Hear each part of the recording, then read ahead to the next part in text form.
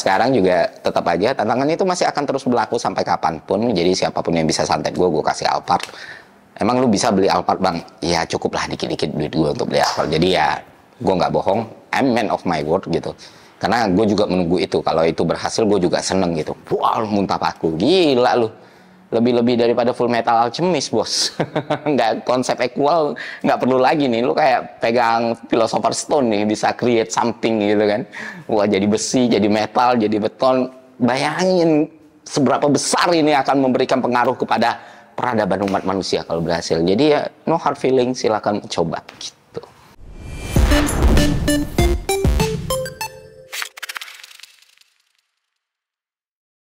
Assalamualaikum warahmatullahi wabarakatuh. Berjumpa kembali di program Ngaji Pinggir Jurang bersama saya Ahmad Firdaus El Mainuri dan saya Kajito El Kayani. Gimana kabarnya Mas? Alhamdulillah, kabar baik.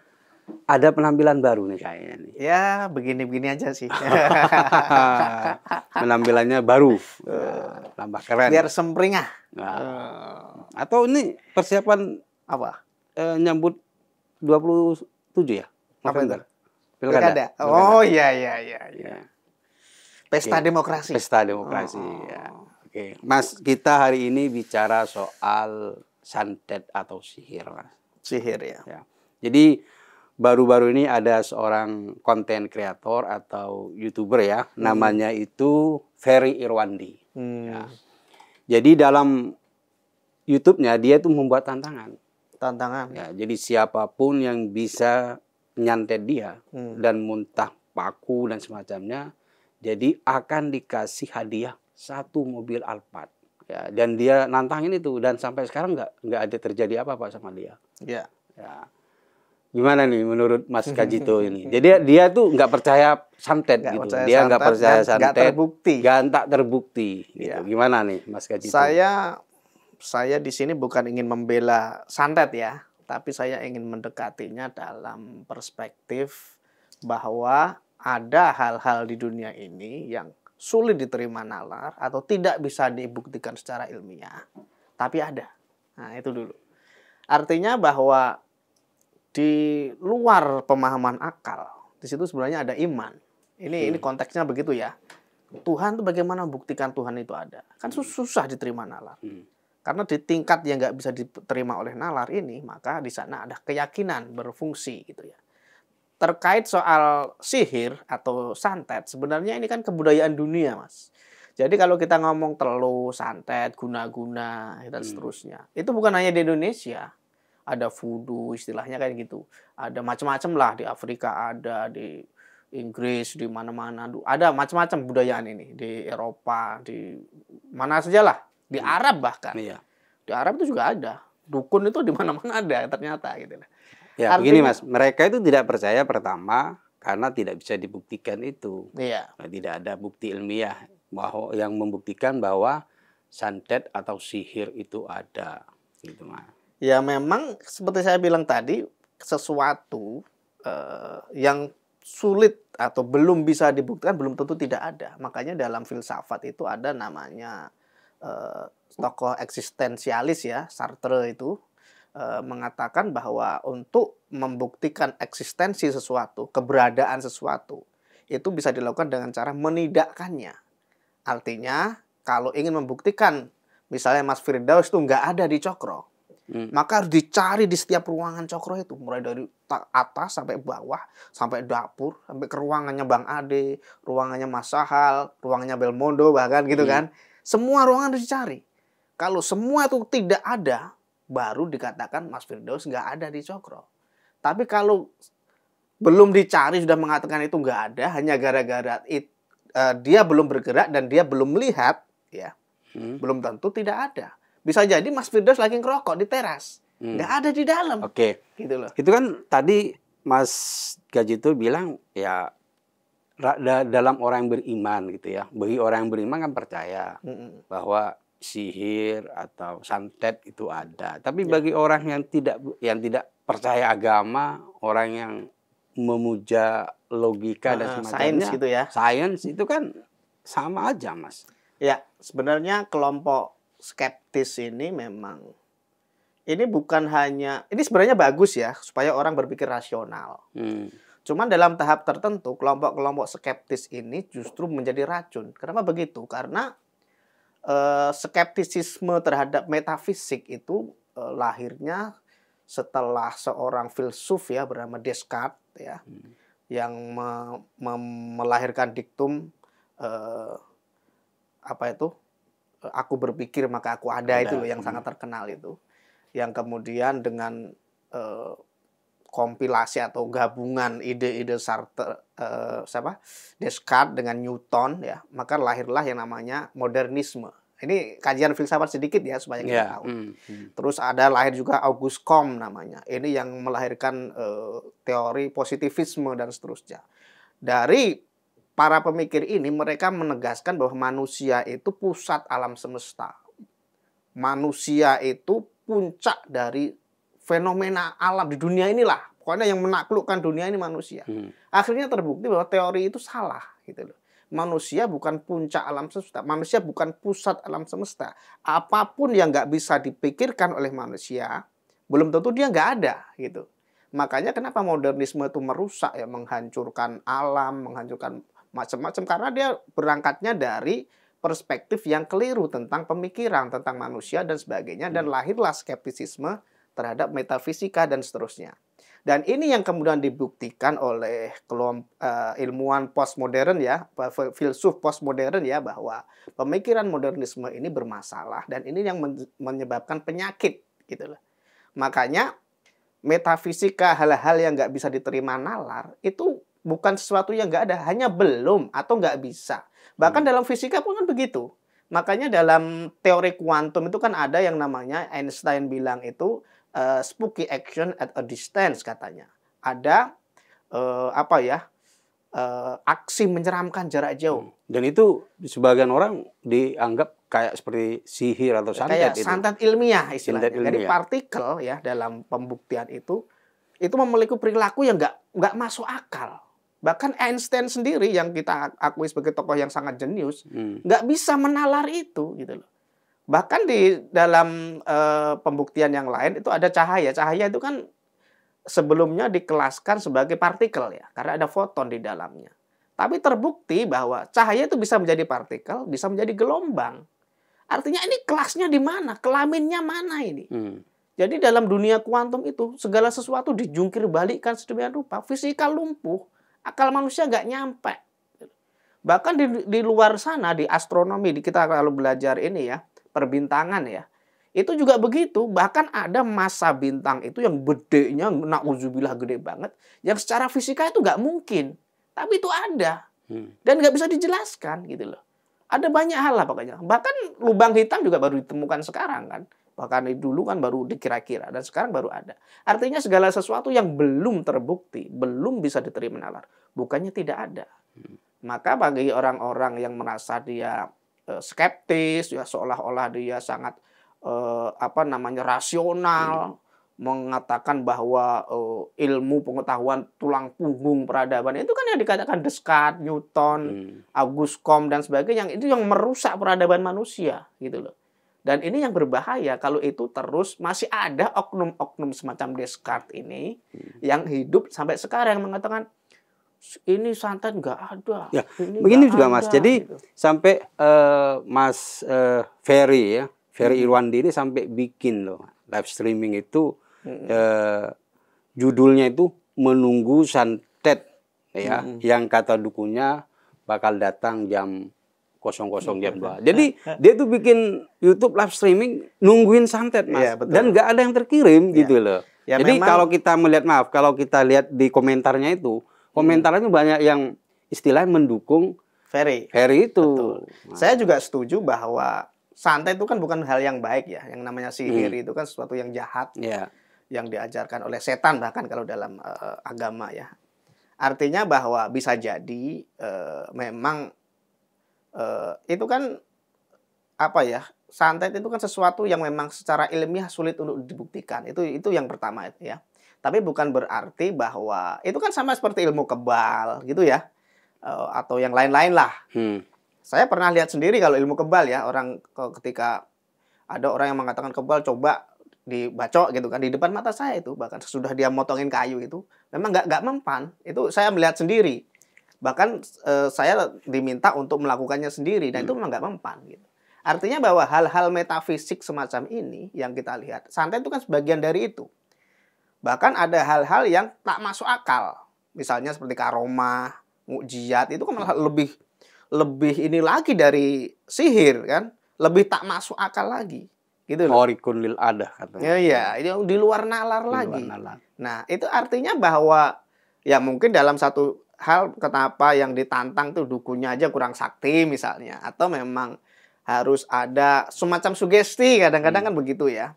Tapi bahwa untuk membuktikan apakah santet itu tuh ada atau tidak, saya bukan ingin memaksa orang harus percaya, enggak. Maksud saya gini, kalau kamu ingin membuktikan dia enggak ada, kamu bikin penelitian. Gitu loh. Jangan kamu nantang orang di media sosial, coba santet saya, kalau bisa saya kasih alpat gitu kan. Itu ya gimana ya, agak susah gitu. Belum tentu orang yang benar-benar bisa mau. Emang siapa lo? Kan itu harus ada hubungan kausal juga, harus ada ilat kalau dalam ini, ada alasan. Ya alasannya mobil Alphard itu. Dapat mobil Alphard satu kan lumayan itu. 1 M lebih kan. Kayak orang mau main guna-guna kan, alasannya apa? Karena dia cantik, saya suka. Dia nggak suka saya, akhirnya main guna-guna. Nah, namanya sihir kan gitu. Iya. Atau kalau santet, dia sombong, angkuh, terus dia menyakiti perasaan saya. Biasanya kan gitu ya, kalau kita lihat fenomena itu. Nah, ini terjadilah tindakan-tindakan yang tidak dibenarkan.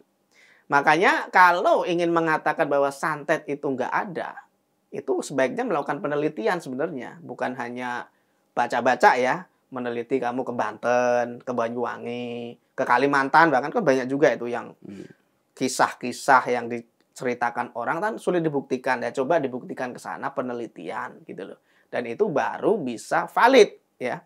Kalau kamu keluar-keluar di medsos belum tentu, kalau dukun yang asli yang benar-benar canggih, misalnya yang benar-benar bisa melakukan aksi itu, main medsos. Kalau enggak gimana? Kan gitu. Logikanya gitu ya. Kalau yang di Dayak misalnya yang canggih-canggih itu, yang bisa mandau terbang dan sebagainya, kan banyak kisah semacam itu. Bagaimana membuktikan itu? Sebaiknya menurut saya lakukan penelitian ilmiah. Itu kalau kita pakai pendekatan sains ya. Tapi kalau kita pakai pendekatan agama, apakah santet sihir itu ada? Kenapa? Karena di Quran dan hadis ada gitu loh. Kalau kita nggak percaya itu berarti kita nggak percaya pada Nabi Muhammad. Karena Muhammad pernah disantet soalnya sama orang Yahudi. Gitu loh. Dan itu yang menyembuhkan siapa? Ya melewat perantara malaikat. Diajarkan bagaimana wadah atau ritual santet itu diambil dari sumur. Kemudian dibacakan surat Al-Falaq dan Nas dan akhirnya hilang santetnya. Dan seterusnya. Ada banyak itu sebenarnya. Bahkan kalau kita bicara sihir secara luas, dulu kan juga ada itu zaman Nabi Musa ya bahkan ya. Itu di surat Toha tuh ada tuh ayat 69, Bismillahirrahmanirrahim. Ketika itu ada semacam tantangan lah dari Fir'aun kan. Karena Nabi Musa melemparkan tongkat jadi ular. Oh ini sihir katanya. Baiklah kita bikin pertandingan. Saya undang ahli sihir gitu kan. Akhirnya terjadilah pertemuan itu. Itu diceritakan di surat Toha ayat 69. Bismillahirrahmanirrahim. Kata ini firman Tuhan ya. Ini Bismillahirrahmanirrahim. Wa alqima fi yaminik talqaf ma sona'u innama sona'u kaitu sahir wala yuflihu sahiru haitsu ata. Artinya adalah ketika Nabi Musa agak gentar juga waktu itu karena melihat tongkat dan kehadiran orang-orang yang penyihir itu ya.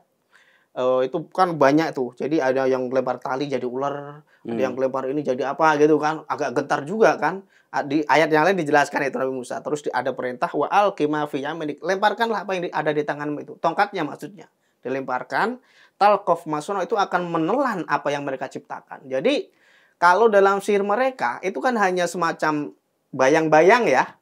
Artinya orang seolah-olah melihat ular, padahal sebenarnya itu masih tali gitu. Tapi kalau mukjizat Nabi Musa, tongkat itu dilemparkan, itu benar-benar ular dan benar-benar memakan tali-tali dan tongkat yang disulap tadi. Artinya apa? Bahwa yang dikerjakan orang-orang itu adalah hanya sihir gitu. Kelasnya jauh di bawah mukjizat gitu. Jadi sebanyak apapun para penyihir itu akan kalah. Kira-kira gitulah ya ininya terjemahan bebasnya. Artinya bahwa sihir sejak dulu itu sudah sudah ada kebudayaan itu, bukan hanya kebudayaan Indonesia, bahkan kebudayaan Mesir kuno itu 3.000 tahun sebelum Masehi kan itu. Itu Bahkan sudah gini ada, Mas, dan direkam sama Quran. ada juga video yang beredar dari Gus Baha ya. Jadi di dalam videonya itu dia bilang bahwa tidak percaya santet. Jadi sebenarnya di awal video itu dia bilang bahwa ya kalau tidak ada istilahnya sesuatu itu yang disebab kematian itu yang terjadi karena disebabkan santet gitu Ya, loh. ya. Tapi di akhir video dia bilang ya saya nggak percaya santet gitu Ya. loh. Akhirnya ini ya banyak orang beranggapan ya bahwa santet itu tidak ada gitu kan. Tapi sebenarnya kalau saya melihat bahwa pernyataan Gus Baha itu sebenarnya ditujukan bahwa tidak ada apapun yang terjadi itu ya atas selain karena izin dari Allah Subhanahu wa taala gitu loh. Mau santet, mau apa itu tidak akan apapun, terjadi, mau apapun gitu loh. Ya sebenarnya saya juga lihat juga videonya yang Gus Baha itu ya. Sebenarnya saya malah hanya dengar audionya sebenarnya. Ya. Jadi kalau yang saya pahami, Gus Baha itu sedang mengajarkan hakikat dari tauhid. Jadi kalau orang sudah benar-benar bertauhid itu, tidak ada segala sesuatu selain Tuhan. Selain Allah tuh nggak ada. Semuanya itu atas izin Allah kan gitu. Iya. Jadi santet itu pun itu tidak akan bisa berguna, tidak akan. Di Quran juga ada sebenarnya itu, bahwa segala sesuatu itu nggak akan berdampak kalau nggak diizinkan oleh Allah gitu. Ini yang terjadi. Jadi yang dikatakan Gus Baha, saya nggak percaya santet itu maksudnya bahwa dalam keyakinan tauhid segala sesuatu sehebat apapun dukunnya, santetnya, sihirnya itu nggak bisa berdampak kalau nggak ada izin Allah gitu loh. Apalagi kan memang dalam banyak hal sebenarnya ya sihir itu nggak bisa bekerja kalau nggak ada sugesti sebenarnya. Nggak ada alasan, nggak ada sugesti. Itu yang saya dengar ya, saya lihat dari fenomena di masyarakat ya. Yeah. Itu kan justru orang kalau nggak percaya itu malah nggak masuk, Mas. Kebanyakan gitu ya. Begitu. Karena ada sugesti. Yeah. Makanya karena kekhawatiran itu sebenarnya, karena kekhawatiran berlebihan. Karena begini Mas, kalau menurut ini sebenarnya ada dua kelompok dari soal sihir ini. Pertama kelompok yang menerima, yang percaya. Bahkan dari yang percaya ini ada yang terlalu percaya. Sedikit-sedikit santet, sihir. Dia sakit ini langsung menuduh saya kena santet, saya kena sihir. Ini kelompok pertama. Kemudian yang kelompok kedua yang diwakili oleh Irwan itu. Jadi kelompok yang skeptis, tidak percaya. Tidak percaya. Kenapa? Kalau menurut kelompok ini ya segala sesuatu itu sekarang penyakit apapun kadang sudah ada penjelasan ilmiahnya dari kedokteran. Karena itu mereka nggak percaya. Oh, penyakit yang selama ini dianggap sebagai santet dan tidak bisa disembuhkan, ternyata ketika dibawa ke dokter kemudian ya akhirnya bisa sembuh gitu loh Mas. Ya. Memang ada dua kelompok ya. Satu kelompok sangat percaya atau sangat takut lah tepatnya. Satu kelompok sangat tidak percaya atau sangat tidak peduli lah dengan fenomena santet ini. Artinya dua kelompok ini sebenarnya ada beban emosi ya, ada beban psikologi ya di sana, bahwa mereka tidak percaya karena yang percaya itu percaya membabi buta gitu loh. Dan itu mematikan akal sehat. Itu benar sebenarnya. Orang harus berpikir rasional. Jangan dikit-dikit kamu masuk angin aja bilang, wah jangan-jangan disantet tetanggaku, gitu. Atau kamu lihat tetanggamu nggak kerja, nggak ngapain, kok kaya raya, wah jangan-jangan pesugihan, gitu loh. Kan ini logika tahayul namanya. Orang yang percaya hal-hal omong kosong, hal-hal ilusif ya, sehingga dia terjebak ke dalam ilusinya sendiri dan menuduh yang bukan-bukan. Ini juga bahkan lebih buruk ya daripada yang skeptis. Skeptis masih oke lah, karena dia nggak merugikan orang lain. Justru orang-orang yang terlalu mensugesti dirinya, ada psikosomatis juga akhirnya karena dia takut. Akhirnya dia malah sakit sendiri gitu loh, nggak diapa-apain, merasa disantet, merasa diguna-guna, merasa dikerjain. Kan banyak kasus dulu itu di Banyuwangi misalnya. Dua sakit tiba-tiba nuduh tetangganya dukun santet, akhirnya dimasak dan seterusnya. Nah ini ya nggak benar juga gitu loh. Ya karena kan pertama ya santet itu kan sihir nggak bisa diilmiahkan, nggak ada bukti ilmiah Mas, gitu kan. Ya karena itu ya tuduhan kalau ini tukang santet, tukang itu nggak usah dipercaya, begitu maksudnya. Betul. Artinya bahwa memang sih ada orang-orang yang ngaku pinter gitu ya. Ngaku dia memahami ilmu gaib, paranormal, ada yang sok-sokan. ada di syuting gitu kan. Wah, ini ada energi yang negatif gitu kan. Ada yang pijit, ada yang siapa tuh Tinampi atau siapa itu yang aneh-aneh itu dulu kan ada itu. Paranormal yang aneh-aneh dan seterusnya itu memang nggak baik juga. Sebenarnya saya setuju dengan cara-cara Irwandi, siapa namanya itu? Ferry Irwandi tadi ya. Itu bagus kok. Itu sebenarnya untuk mencerdaskan. Cuman jangan membabi buta juga, jangan menolak seluruhnya. Kalau terkait dukun ngawur atau paranormal ngibul atau orang yang nyari duit, oke lah itu perlu kita tolak gitu ya. Terkait itu sebenarnya undang-undang kita sudah ada kok. Tahun 2023 itu ada undang-undang yang disusun ya, tujuannya untuk mengatasi orang-orang itu sesudah kejadian-kejadian itu ya yang mengatakan dukun santet, ada paranormal yang hebat, orang pinter dan sebagainya. Akhirnya ada itu undang-undang. Ada pasal 252 Undang-Undang 1 nomor 1 ya tahun 2023. Bunyinya ini saya kutip verbatim aja supaya orang paham bahwa setiap orang, pasal 1, setiap orang yang menyatakan dirinya mempunyai kekuatan gaib, memberitahukan, memberikan harapan, menawarkan, atau memberikan bantuan jasa kepada orang lain, bahwa karena perbuatannya dapat menimbulkan penyakit, kematian, atau penderitaan mental atau fisik seseorang, dipidana dengan pidana penjara paling lama 1 tahun 6 bulan, atau pidana denda paling banyak kategori 4, yaitu 200 juta. Undang-undangnya sudah ada sebenarnya. Artinya apa? Bahwa memang banyak orang ya, kita lihat itu bahkan di medsos itu juga banyak itu yang ngibul ya. Dan itu ada yang sampai syekh siapa itu yang jenggotnya tebal juga Mas, saya lihat itu. Tapi bukan jenggot itu ya, bukan dukun ya. Itu juga banyak dan itu ngibul gitu loh. Saya setuju bahwa orang-orang kayak gini harus dilawan memang. Skeptis salah satunya itu untuk melawan doktrin-doktrin sesat semacam ini. Kadang ada yang sulap-sulap yang dibantah. Ya, itu kan dulu yang dibongkar oleh pesulap merah itu. Ya. Jadi dia itu membongkar ada rekayasa perdukunan dan semacamnya. Jadi kalau selama ini bahwa praktek perdukunan itu hanya rekayasa aja menurut pesulap merah. Nah, itu kan salah satunya Mas, bahwa ya dukun atau santet itu ya mayoritas hanya rekayasa aja gitu loh, akal-akalan aja. Akal-akalan nyari duit gitu ya. Ya, akal-akalan. Ya, kalau ini saya setuju. Justru itu harus diberantas ya. Orang yang ngaku, kan udah ada undang-undangnya. Memang diberlakukan 3 tahun kemudian ya, 2026 itu.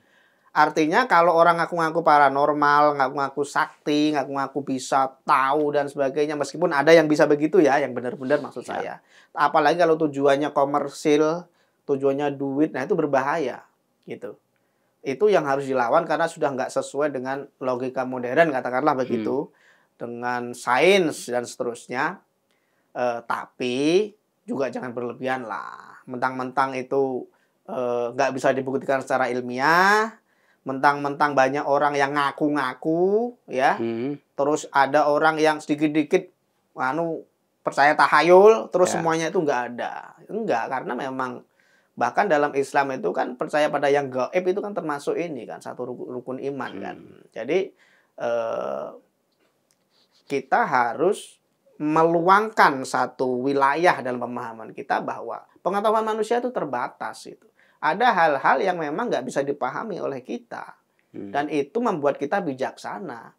Belum tentu sesuatu yang tidak bisa dibuktikan itu nggak ada. Bisa jadi kita belum tahu. Gitu. Itu lebih ini ya, bijak ya. Belum tahu, belum terbukti secara ilmiah, itu lebih bijak. Bukan saya nggak percaya ini ada, buktikan, kalau nggak santet saya, misalnya begitu ya. Itu dari dulu juga ada banyak orang yang keluar begitu dan memang masih hidup gitu. Memang hal-hal semacam ini kan nggak bisa dibuktikan secara logis. Gimana kamu meminta sesuatu untuk dibuktikan, karena sesuatu itu nggak bisa dibuktikan gitu. Dan itu bukan hanya soal santet, rukun ya iman kan, maksudnya itu begini Mas, ketika itu terbukti ada ya, minimal orang yang menantang itu terbukti apa yang dia minta itu terjadi gitu loh. Ya. Kalau dia minta tolong, kalau kayak kata si Irwan itu kan yang bisa membuat dia muntah paku dan itu kan dikasih alfat. Ketika dia benar-benar terjadi, dia muntah paku dan berarti kan memang benar ada. Ya. Gitu loh. Karena begini Mas, ada beberapa pertanyaan atau pernyataan ya dari netizen itu, saya baca itu. Pertanyaan begini Mas, ini jika kalau memang santet atau sihir itu ada, maka ya kenapa nggak dilakukan dengan dari jarak jauh? Contohnya nih Mas, sekarang ini kan di Gaza ada perang nih. Kenapa nggak nyantet Israel gitu loh? Itu kenapa? Atau ini Mas, dulu kita ini percaya santet, tapi kenapa kok Indonesia ini dijajah oleh Belanda sampai berapa ratus tahun? Kenapa mereka kita tidak santet aja selesai gitu biar ya? selesai gitu Ya. Gimana nih Mas Ya, memang pertama saya bukan praktisi santet ya. Saya tentu nggak bisa jawab bahwa kenapa nggak di Israel itu santetin aja sampai mati, dan gitu, mati dan seterusnya. Tentunya segala sesuatu itu ada batas ya. Segala sesuatu itu nggak mutlak gitu ya, subjektif, nggak mutlak. Maka hal-hal apalagi metafisik yang terbukti secara fisika aja, fisika yang sudah teruji aja, ya itu nggak bisa menjawab semuanya kok.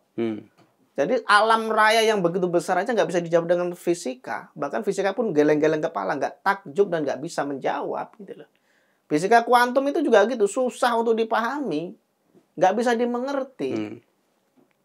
Tapi jawaban bijak kita apa? Ya, ilmu kita belum nyampe gitu loh.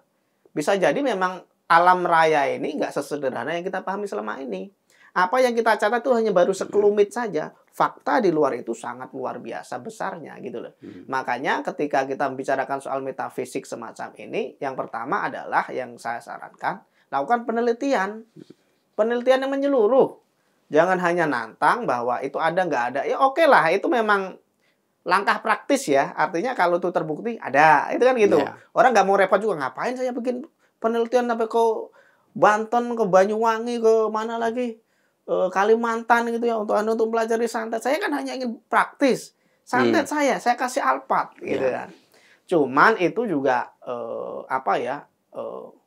bukan membodoh ya. Itu artinya menyempitkan pemahaman kita terhadap hal-hal yang nggak bisa kita pahami gitu.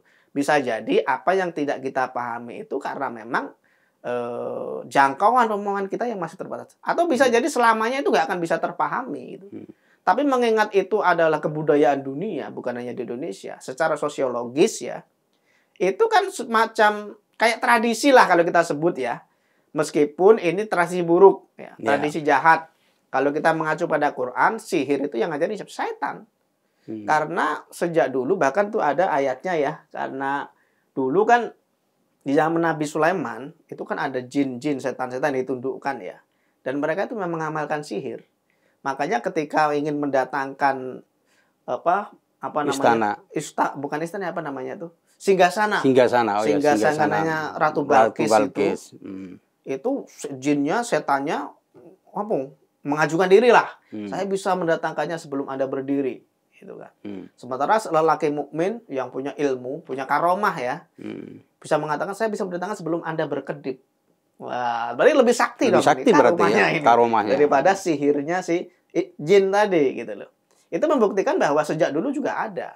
Dan di zaman Nabi Sulaiman itulah sebenarnya dalam keterangan Israiliyat ya, di tafsir tadi saya baca bahwa dulu ketika Nabi Sulaiman tahu jin-jin yang mempraktikkan sihir dan ngajarin manusia sihir, itu akhirnya diambil semua ininya. Ajaran-ajaran tadi diambil terus dibawa ditaruh di singgasana. Ketika Nabi Sulaiman meninggal, ya, itu dibongkar lagi. Kemudian sama orang-orang ini dibagikan ini. Nabi Sulaiman katanya mengajarkan sihir. Makanya dibantah sama Quran. Makanya di kalangan Yahudi itu percaya Nabi Sulaiman itu mengajarkan sihir. Dibantah sama Quran. Ini ayatnya di surat Al-Baqarah ya. Ayat 102. Bismillahirrahmanirrahim. Wattaba'u ma tatlu syayatin ala mulki Sulaiman wa ma kafara Sulaiman walakinna syayatina kafaru yu'allimuna an-nasa sihr wa ma unzila 'alal malakaini bi Babil Harut wa Marut. Jadi orang-orang fasik, orang-orang pendosa tadi itu mengikuti apa yang diajarkan oleh setan. Ya, di sihir tadi ya. Sewaktu kekuasaan, di bawah kekuasaannya Sulaiman waktu itu gitu. Jadi Nabi Sulaiman itu nggak kafir, tetapi setanlah yang kafir, yang ingkar gitu ya maksudnya, yang mengajarkan manusia sihir dan apa yang diturunkan kepada malaikat di tanah Babil ya, Babilonia maksudnya, Ya. yaitu Harut dan Marut. Artinya bahwa sejak dulu sihir itu sudah ada gitu loh. Dan itu memang ada dua oknum ya. Yang pertama jin atau setan-setan di zaman Nabi Sulaiman, dan kedua malaikat Harut dan Harut, Marut. Marut. Nah, itu dikisahkan juga di dalam Quran, meskipun dalam tafsirnya itu ada banyak, atau dalam legendanya lah, itu banyak simpang siur ya, ada banyak versi cerita dan menyebutkan bahwa intinya ini malaikat yang berdosa gitu, yang mengajarkan manusia sihir. Dan meskipun mewanti-wanti kamu jangan, ini hanya contoh ya, jangan digunakan untuk kejahatan. Supaya kamu tahu, ini jahat, ini buruk, yang dilakukan setan tuh ini, kamu jangan kerjakan. Tapi itu yang dikerjakan akhirnya gitu loh. Nah, sejak itulah sihir berkembang di mana-mana dan seterusnya. Meskipun memang sampai sekarang pun nggak akan bisa dibuktikan secara ilmiah, gitu loh.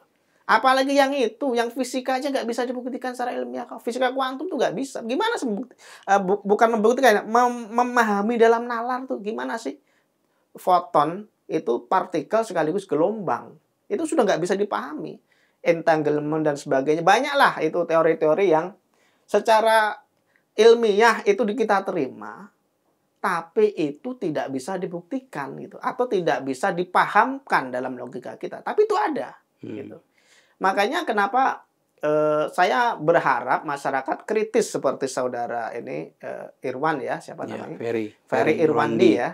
Itu bagus dan itu harus ditingkatkan. Semakin pesulap merah itu juga bagus juga kan. Dia membuktikan bahwa klaim-klaim sepihak orang-orang ngaku pinter, ngaku hebat, ngaku paranormal, ngaku indigo, ya seperti yang dibuktikan oleh Ferry Irwandi itu bagus kok. Itu mengajarkan masyarakat, mengedukasi masyarakat bahwa wah itu omong kosong gitu kan. Kalau saya lihat video omong kosong gitu kan.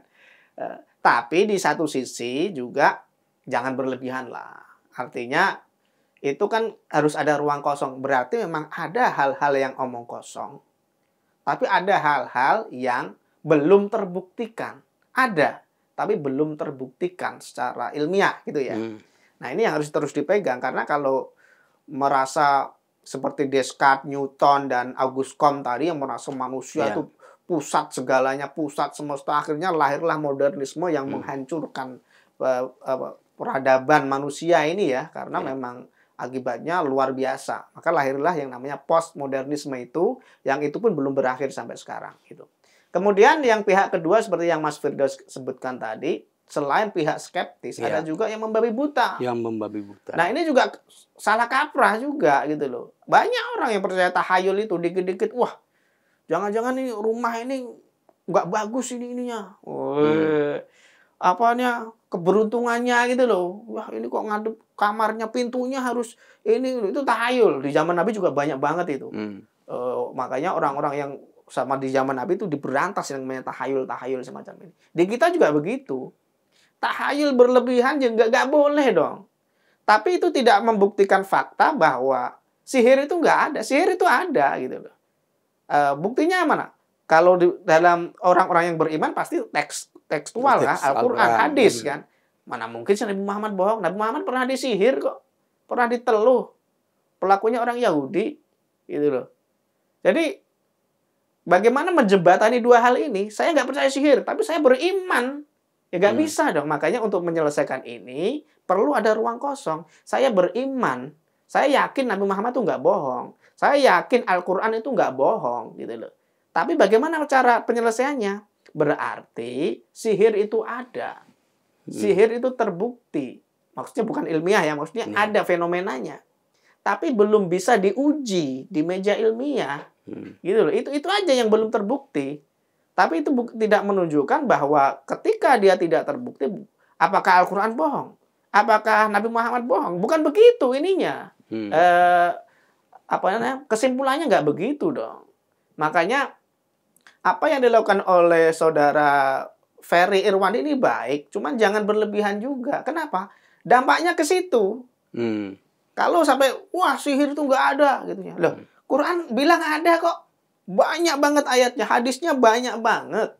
Bagaimana kita menelan ini gitu loh. Di sisi lain ada pihak yang percaya tahayul banget. Dikit-dikit ada demam dikit kena flu, wah jangan-jangan saya disantet tetangga saya.